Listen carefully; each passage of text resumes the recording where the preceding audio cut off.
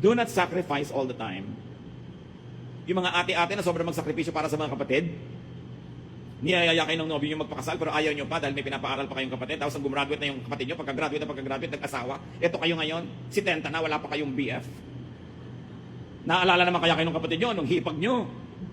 Ibig sabihin, yes, be nice, be good, but don't always sacrifice.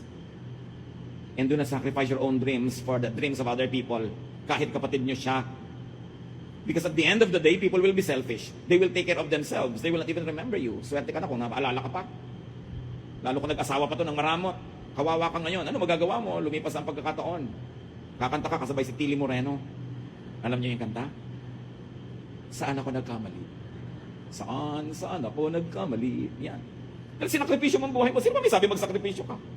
So gumawa ka ng mabuti, pero isabay mo rin yung sarili mo sa enjoyment, hindi yung nakastop ka, sila go. Kasi ginoglorify yan ng